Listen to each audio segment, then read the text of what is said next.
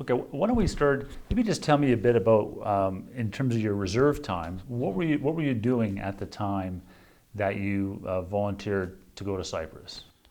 Okay, when I was first volunteered to go to Cyprus, had just recently transferred to Remy from the artillery, so I was kind of a newbie at being the whole mechanic thing. I got the opportunity. It was like extremely short notice. They basically came to me and said, "Anybody want to go to Cyprus? We got positions. The plane leaves tomorrow at 8 o'clock." And I said, "Oh wow, great stuff. Here I go." So I had already had a couple of tours of Germany that time, and I figured, adventure, let's go, let's do it. It was literally that fast? It was extremely fast. I mean, they had a couple of cancellations, and they had to fill the position, and they had to fill them like right now. And it was a sort of a prestige thing for the unit to get our people on there. And I just happened to be at the right place at the right time, and they said, "Hooah, let's go." And I was there. What unit were you with at the time, and when was that? At that time, I was with what they called at the time 38 Technical Squadron. It was basically, they became the 15 Service Battalion Maintenance Company. So you had no workup training? Almost no workup training whatsoever. And who did you go over with? I was with the 8CH, 8th Canadian Hussars. So in that brief amount of time that you had to think about it, what did you, well, first of all, what did you tell your family? And how did they react? They were actually very surprised. I was basically just living with my mother at the time because I was just a kid at the time, of course. I was living at home, and she was a little worried, of course, but she knew what the military was about because my father was in the military for quite some time, so she was okay with it. Just a little worried, but that's all. And what did you expect you were getting into? What did you think you were getting into? Well, I was expecting that it would be closer to my experiences in Germany, but since this was my first peacekeeping tour, a full 6-month peacekeeping tour, there were a few surprises. And we'll get to those in a second. Yeah. Well, what were you hoping for? What did you want out of this experience before you headed into it? Do you remember? I was basically seeking the adventure. I mean, I basically joined the military in the first place so I could get travel time. I wanted to see the world, and for me, this was the best way to do it. I knew I would be getting sufficient time off to see parts of the world that I would never get to see otherwise. The experience of meeting people behind the scenes and avoiding all the touristy stuff, and to actually get to see what the world was really like out there. And for me, that was worth everything. And just give me a sense, at the time you went, you have to remind me of the year again, but at the time you went, how rare was it for a reservist to get an opportunity like this? It was actually at that time quite rare. There were only 3 reservists on the island at the time. One was a medic, there was myself, and another one was a trooper. So what are your first impressions when you landed Cyprus? Stepping off the plane was like walking into a blast furnace. I had just come from Canada. It was, I believe, April when we left Canada. It was, relatively, what April weather is like. Then you step into a hot climate like Cyprus, and like I say, it was the heat wave when they opened the back door of the Buffalo. I mean, wow, it almost knocked you down. It was like walking into a blast furnace. And it actually took us a couple of weeks to get used to the heat.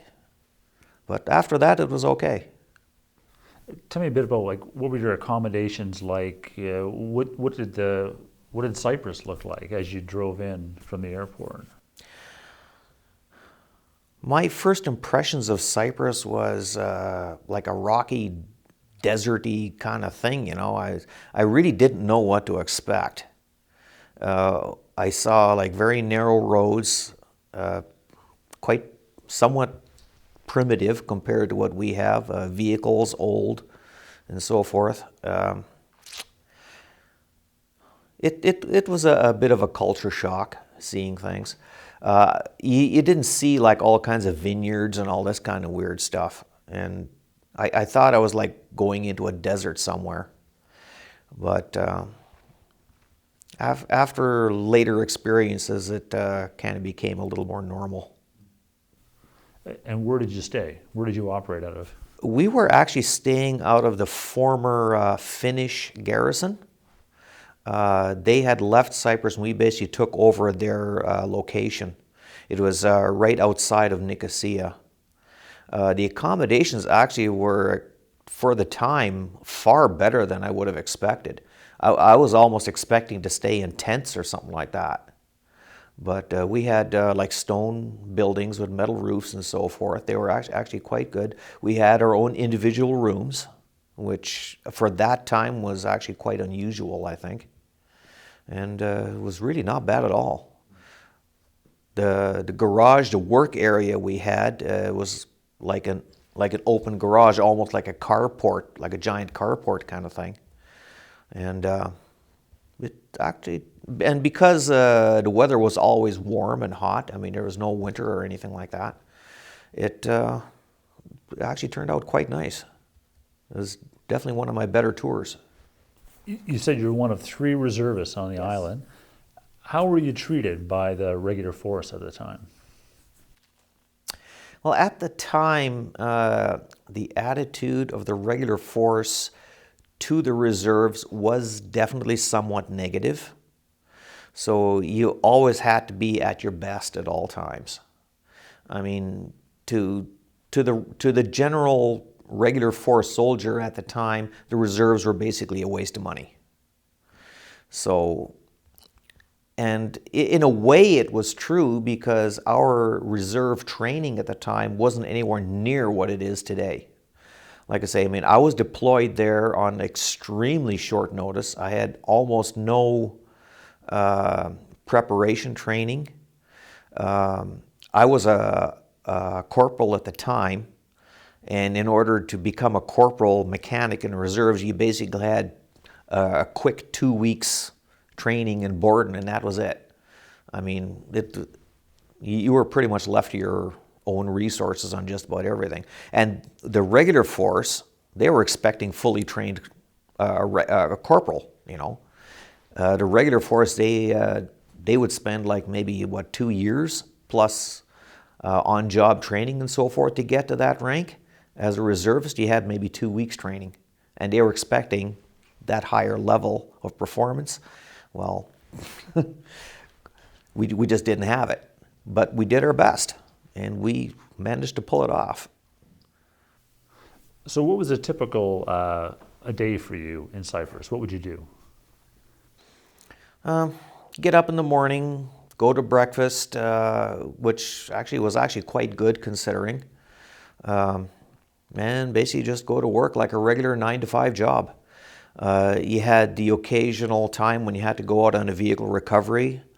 The wrecker at the time was an old converted 1-ton truck that we had, because I mean all we did was the light stuff. We didn't even have a 5-ton or anything like that.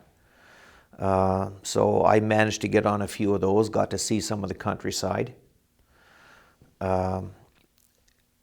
We were doing like basically second line, first line work, replacing transmissions, the occasional engine, stuff like that. It was all wheeled vehicles. We didn't do the armor. That was actually done by, there was another camp, I think they were not the 8CH, I forget who they were. I think they were Princess Pat's. But they were doing like all the armored equipment, so we didn't really touch that in our camp. We were doing like the old 3-quad, deuce and a half, stuff like that. When you say armor, what kind of vehicles are you referring to? Actually, they were using the ferrets and the APCs, the old M113s. And I think, if I'm not mistaken, that was probably the last place where they actually were still using the ferrets. they were interesting. What, is there a day, is there an incident that stands out for you when you think back to that time? One of the best memories I got of that is when I was actually on holidays, and like we obviously had our time off there, and I was actually in good with the CO's driver and one of the medics there. So because he was the CO's driver, okay, he had special permission. He could go like to the north end of the island, back and forth, and actually cross the UN line anytime he wanted. So we ended up going to the north end of the island, which normally would not have been allowed, and we actually got to see up in the Carigna Pass, where they had an old ancient fortification from old medieval times. And I found that quite interesting. I mean, that's the kind of thing I signed up for, is to do that. We were also up in the actual city of Carigna on the north coast there. And that's pretty much where, when the Turks invaded Cyprus, that's pretty much where they came aboard. We actually saw a Turkish vessel warship in harbor and so forth. And I say it was interesting. The highlight was definitely seeing that old medieval fortification. We got to walk among the ruins and so forth and see how it was put together. I mean, it was awesome. What was the security situation like then, or the tension between the Turk and Greek Cypriots? There was definitely a lot of tension. On the line itself was the most. Most people, except for like extremely few lucky people, most people were not allowed to cross the UN line, even the Cypriots themselves. It was literally divided into two countries, with a sort of a no man's land in between. The Turkish, they were on the north side, of course. The Greek Cypriots on the south. And basically, we were patrolling the middle, trying to keep the peace and make sure they didn't shoot each other. Do you remember, did you have much to do with the Greeks in this case? Did you? Actually, yes, we did have quite a few civilian employees on the base. Barbers, cooks, so forth, cleaners, all this kind of stuff. And they helped basically run the base. And I say they were great people. I had no problems at all. That one time, like I say, when I was on holidays, we did cross to the north side, which technically we weren't really allowed to do, but we did anyway. As I say, the people, they were the same on the north or the south. The only difference was the north side, there was a lot of Turkish troops. On the south side, a lot of Greek troops. And the blue-hatted guys, we were in the middle. What did you think about being in the middle between these two antagonistic sides? Did that make an impression on you at the time? Actually, yes. Like I say, when you were out and about and traveling, like you went into town and so forth, I mean, there were some places you just simply couldn't go. And I'd never encountered that before. I mean, other than just outright military security reasons and so forth, you got like here places you can't go because it's a radio or whatever. Over there, it's like a whole strip right across the country. And to me, that was a little unique. There were a couple times when we went to, I forget the name of it, not Nicosia, on a Famagusta? The one on a south side of the island, I forget. Limassol, that's what it was. And we had to actually go through a Turkish checkpoint. I was half asleep in the truck there, and when we went through the checkpoint, and I sit there, open my eyes. Next thing you know, there's this young kid in a Turkish uniform pointing his rifle right at my head, and I'm sitting there wondering, all right, what's going on here? I kind of look at him, and I mean, this guy couldn't have been. I swear he wasn't more than about 16 or 17 years old, just a kid, and he looked to be more scared than I ever was, you know. And I just sort of closed my eyes, went back to sleep. I mean, what were you going to do, eh? I mean, it was a normal run, and so I figured, okay, this is just the way things are. And fortunately, everything went fine. So, but it was interesting. How, looking back, ultimately, how satisfying was it for you as a young soldier at the time? Being as that was my first peacekeeping mission, it was absolutely great. The highlight of the whole tour was when we had the 100-man honor guard, which when we were presented our medals. They had generals from the Greek side, the Turkish side, Canadian, I think there was an American or two, Australian, a general, and they were all handing out the medals to us.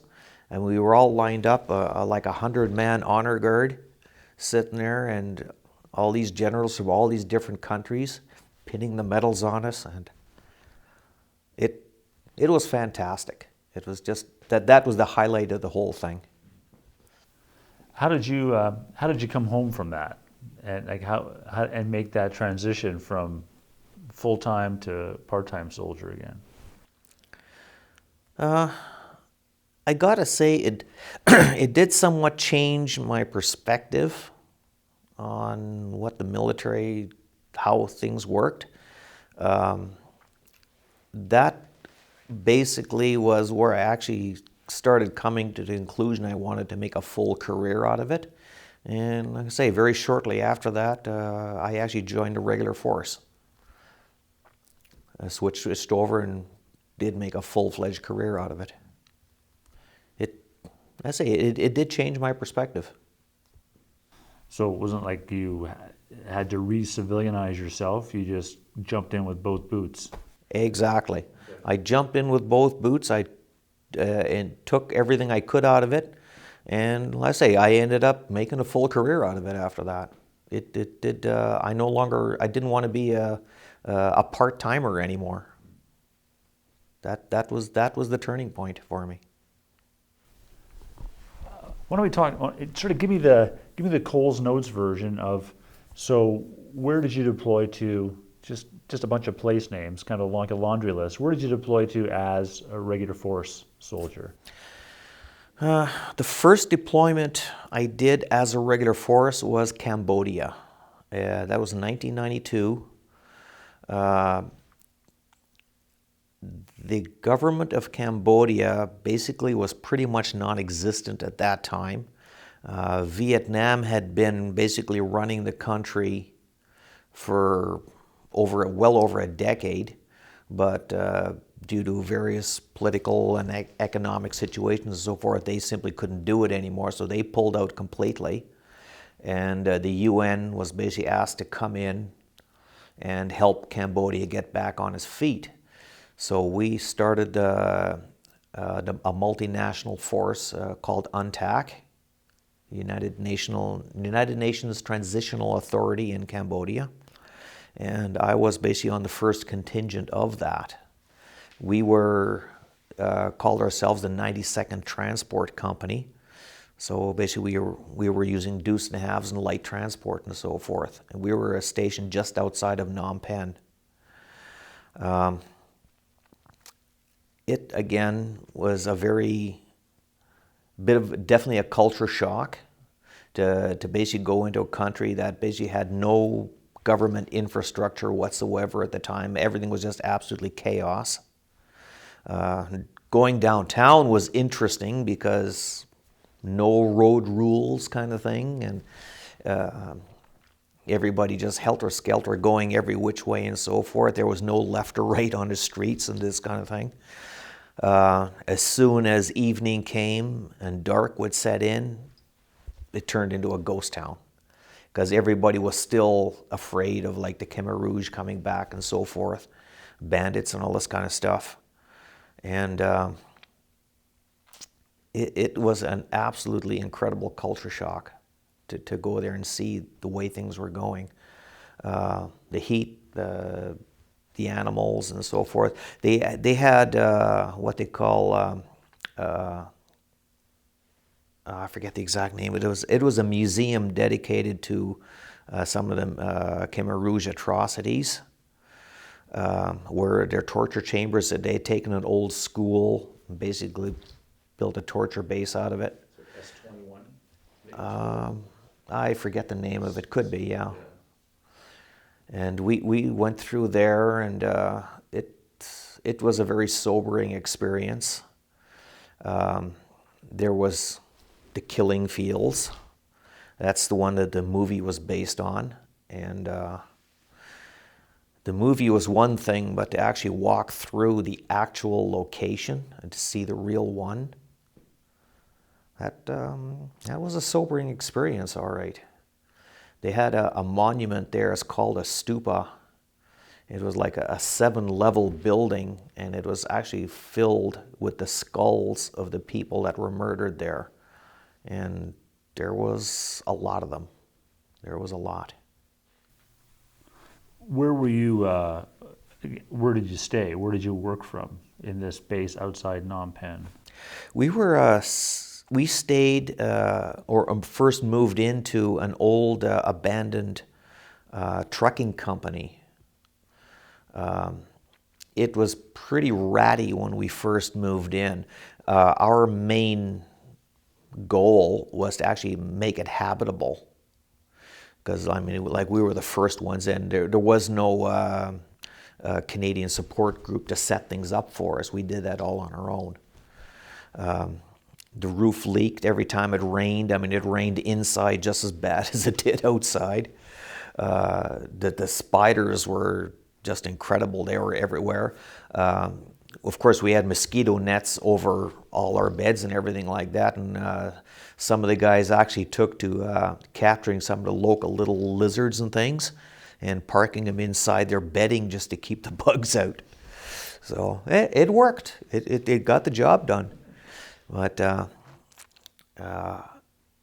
I actually remember our lineman there who was running all the communications wires and so forth, and he had to crawl in all the tiny little crevices and holes to run his wires, and I pitied that poor man, having all the stuff he had to crawl through.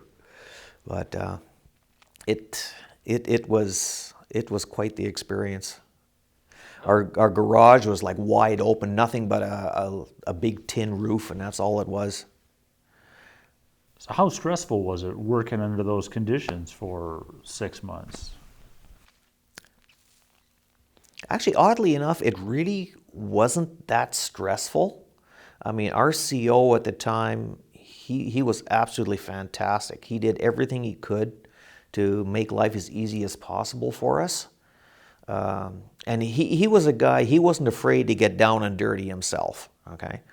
When we were cleaning out the building for the headquarters, I mean, the CO was there on a broom, pushing a broom right with us. And I tell you, that made a difference. I mean, we had respect for that guy like you wouldn't believe. And he respected us too. And it didn't matter if you were a guy or a girl, a regular force or reserve, or it didn't matter. I mean, you were his soldier, and that was all there was to it. He looked after you. We worked for him. He made sure we had plenty of time off to de-stress and so forth. We kept good relations with the locals as best we could. We could get out in the town and so forth. A lot of PR work and stuff. And we actually made a difference. You could see in the 6 months that we were there, it went like from a ghost town at night to actually a pretty vibrant, lively city. And after the first 3-4 months, people weren't afraid to come out at night anymore. I'm going to say, you could physically see the change within a matter of months. And I tell you, that gave us a good feeling. Is there, like with Cyprus, was there an event or a day that was more memorable for you, that you kind of sums up what you were doing there? Actually, there were a couple. The main thing is when we got a chance to go and see Angkor Wat. That's the main big temple in northern Cambodia. The CO actually arranged for a day or a couple of days where we could go like in two groups to go see Angkor Wat. And I mean, this is like a 1,000-year-old stone temple that's literally floating on a raft of vegetation that the Cambodians built back in the last turn of the millennium, 1,000 years ago. It was just absolutely stunning. I mean, for someone like me who basically joined the army to see these kind of things, I mean, wow, this is where it was at. I mean, that was history like you'd never see in a classroom.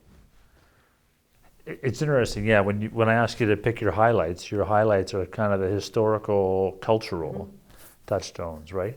Yeah, for me, that's what it's all about. Yeah. It's not about the day that you dropped an engine on your foot or something. No. To me, that's just a normal work day. But to get to actually see the people, to see how cultures change, to see the ancient history of different cultures and worlds and so forth, that's what makes it for me.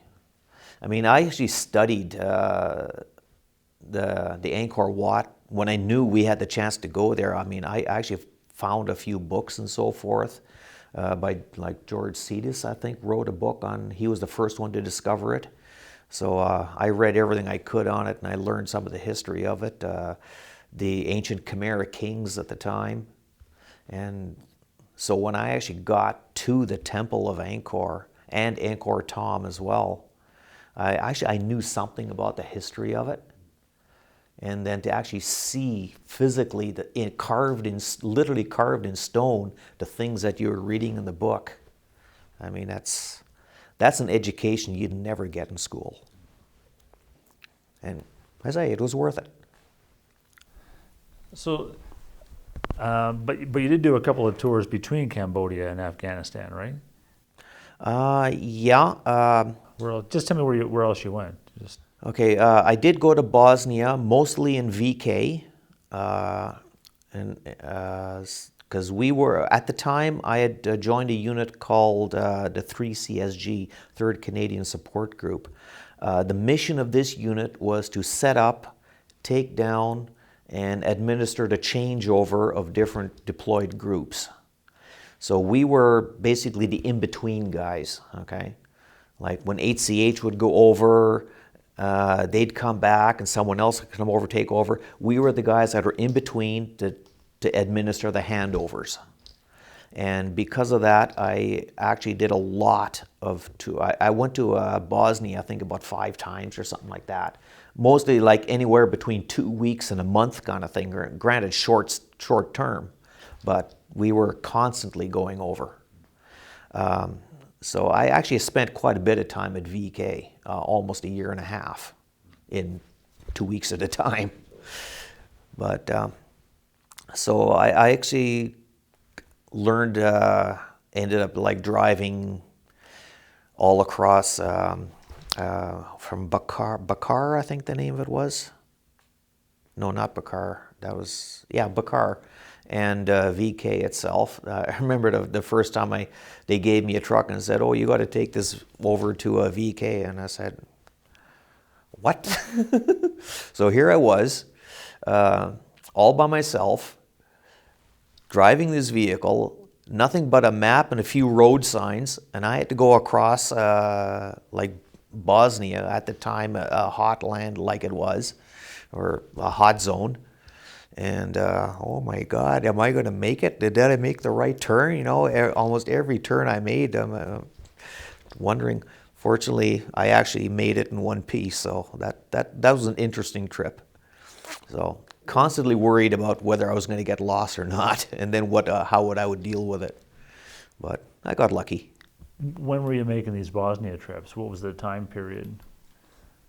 That was between 2004 and 2007, I believe, in that time. Are you thinking 94, 97?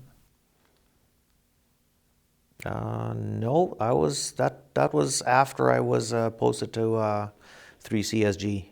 So like after 9/11. Oh yeah, Okay. after 9/11. That was also, we were also dealing with Afghanistan too, so, I mean, those were all pretty much going on at the same time. So how many times did you go into Afghanistan for that kind of stuff? Afghanistan, I was actually there 3 times. I was there on Op Apollo, Athena, and what was the other one? I forget the name of the other one. There's Archer. Archer, that's it, yes. Apollo was the first one. That's shortly after the 4 guys were killed the first time in Afghanistan. I think it was 1 Service Battalion was there. And when they were being returned to Canada, we were the ones going in to basically shut the mission down. That basically took us almost 4 months.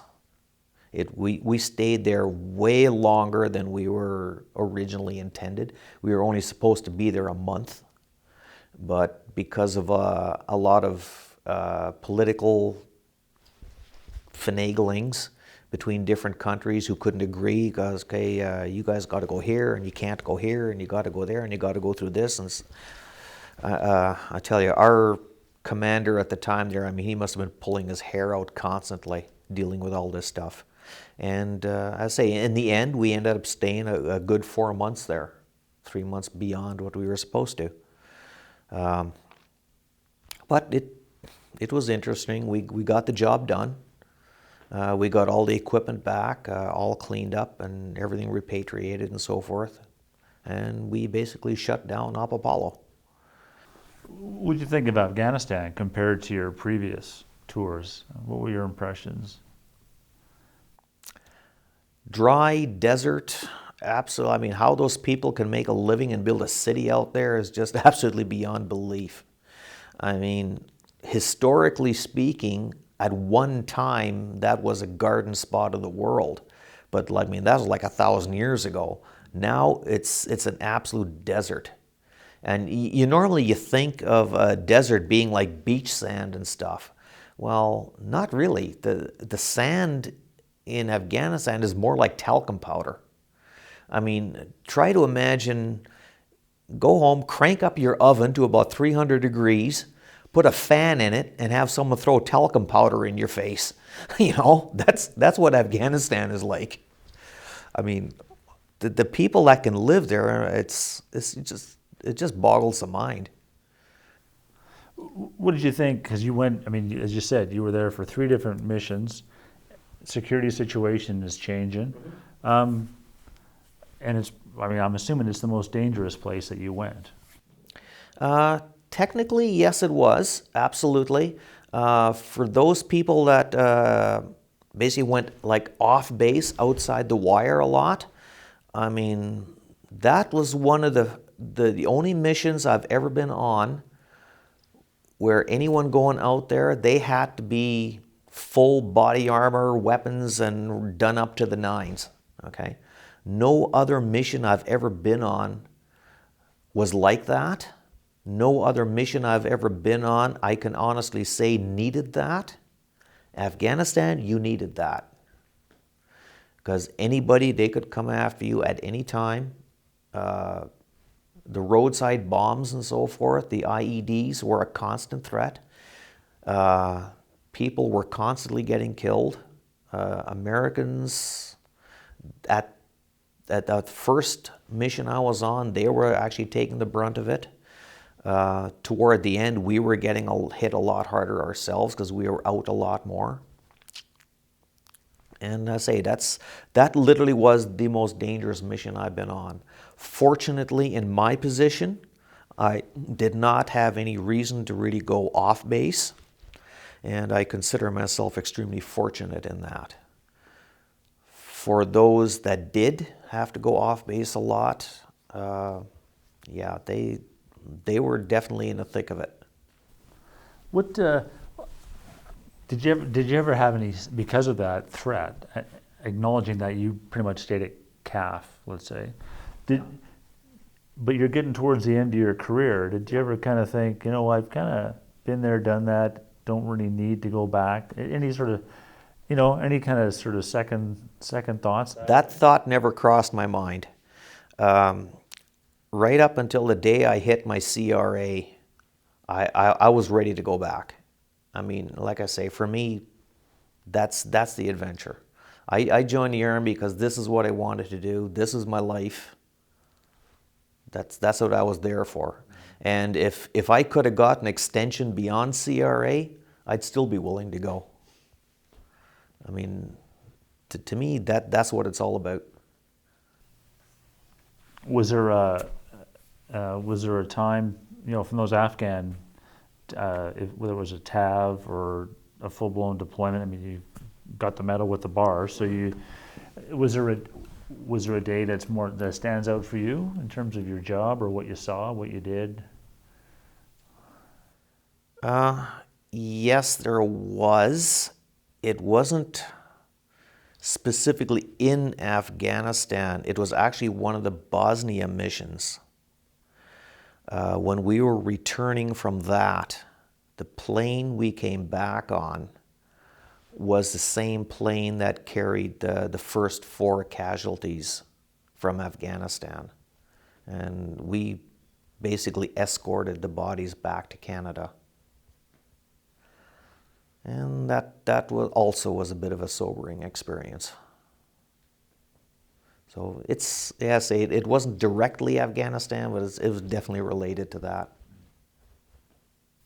So you're at the front of the aircraft and the caskets are at the back, something like that? Well, yeah, the other way around. The caskets were in the front. We basically, from Germany to Edmonton, we basically came back with them. And so what was it like? What do you remember of when the plane touched down in Edmonton? And I'm assuming there must have been quite a reception party. There was. Our group basically stayed on the plane. Okay, we didn't interact with anybody on the ground because, I mean, that would have been a little gauche, I think. Because I say we weren't in the Afghanistan crowd there. But yeah, we saw when the people came out to take and I say it was a bit of a ceremony. It's the first time I'd seen anything even remotely approaching a ramp ceremony, which of course I saw a few more later on, participated in. But yeah, again, that kind of thing does affect you. I've never talked to anybody yet about sort of the feelings around a ramp ceremony. Can you tell me about the first time you went to one in Afghanistan, what that was like? Yeah, the first real ramp ceremony I went on was actually my second time I went to Afghanistan was Archer. We were basically setting up Op Archer at the time. And I believe, yeah, it was a couple Americans were killed, and they were their bodies were being repatriated back to the States. And we pretty much had most of the base out there lining up the whole route as the caskets were being paraded by us. And yeah, it was a very somber occasion. How do you think over the course of your career, all these out-of-country experiences affected, changed, shaped you as a person and as a soldier? It made me very much more appreciative of basically history in general. I mean, you get to see things from a perspective that tourists never can. You get to see the real deal. You get to see how conflicts evolve and so forth. You get to see not stuff you see on the nightly news. You get to see it with your own eyes right there on the spot. You see how things change. like I say, the changes that happened in Cambodia and so forth. Afghanistan, the way the people's perspective toward us changed. How little things, when he opened up our Tim Hortons in CAF, Kandahar Airfield, and how even the local Afghans loved the place. I mean, little things like that. That in the news, I mean, it doesn't make the news, but you see it for real. It changes people all over. And yeah, it changes my perspective too. You get to appreciate different cultures and how different people think. I mean, it's not all as cut and dried as one would think. One thing that really did get to me about Afghanistan is an Op Apollo. We had built an Inukshuk in memorial to the first 4 guys that perished there.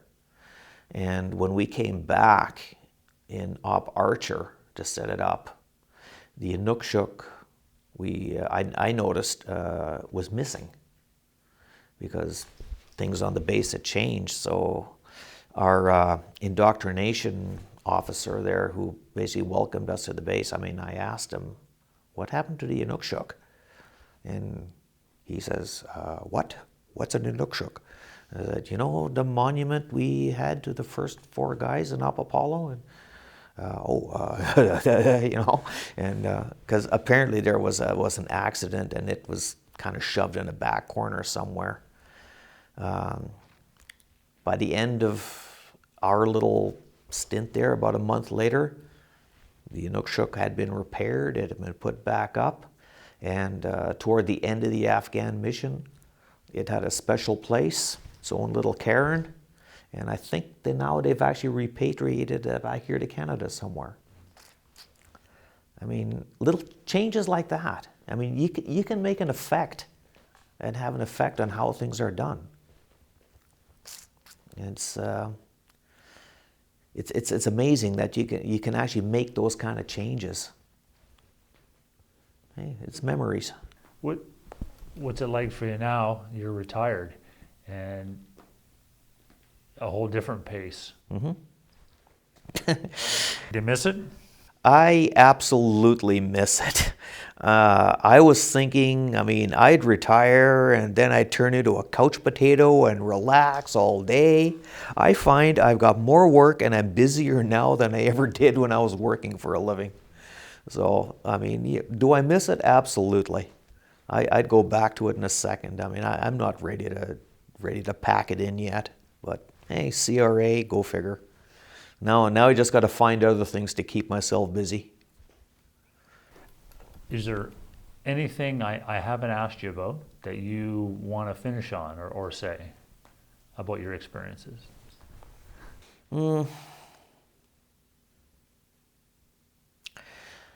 About the only thing I could possibly add to all this is like sort of a personal observation over the past 40-some years is in the military, it has changed so much since I first joined up. I mean, back in the 70s when I joined up, I mean, the Vietnam War was still going on. Things were so simple, comparatively speaking, like cut and dried. I mean, soldiers, you went out, you did your soldier thing, that was it. Nowadays, it is so much more complicated with peacekeeping and stuff. Nowadays, you need 2 kinds of soldier. You need the peacekeeper and you need the warrior. You need them both. I mean, you take a look at something like Desert Storm. That's where you need war. You need people to go out, make noise, and break things. I mean, that's what it's all about. You go to a place like Cambodia, you don't want warriors.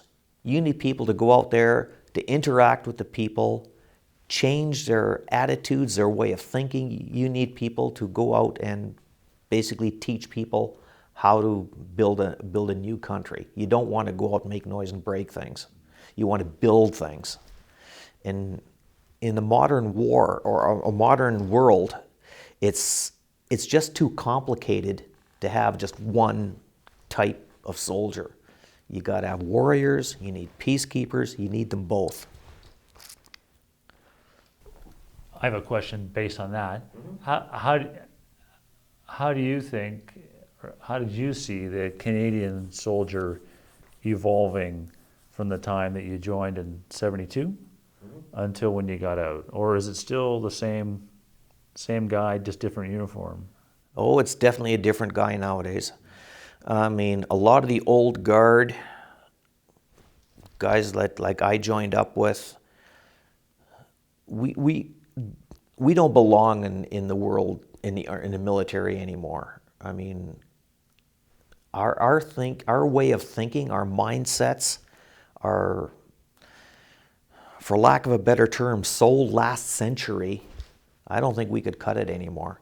You need a whole new breed of soldier now, because the job has gotten so much more complex because of the world has gotten smaller. The threats have changed. Nowadays, it's like terrorism. Instead of country versus country like this, now it's terrorism. You can't tell your enemy from your friend anymore, because they're almost all civilians now. They dress in civilian dress. And then until someone actually puts a gun to the side of your head, you can't tell. I say, nowadays, these are the kind of things modern soldiers have to deal with. Back when I first joined, that was almost unheard of. It's gotten way more complex. And you need a far better trained, smarter soldier, better equipped, and with far better support than we ever had before. I say, the world's changed, and the Army has to change with it. The whole military, everything has to change with it. And you've seen Canadian soldiers, but how do they stack up against Americans, the Brits, other countries that you've seen them working with? How would you rate the Canadian soldier against his peers or her peers? The Canadian soldier, one-on-one, I would say is definitely one of the best in the world. Absolutely, without question. I mean, granted, the Americans, they have a lot more toys than we do. I mean, they got a lot more toys than anybody does. But for the actual man in the uniform, we've got the best, by far. The Australians, I think, they got a pretty damn good crowd too. But yeah, I would definitely say Canadian soldier is one of the best. And why is that? What makes a Canadian soldier that good? Our experience, the way we're trained, our whole general attitude toward the world, okay? I mean, we're not nearly as nationalistic as some other countries are. I've worked with some troops and in other countries, and they seem to think they're the end all to be all, and everybody has to do it our way. Well, Canada doesn't do that.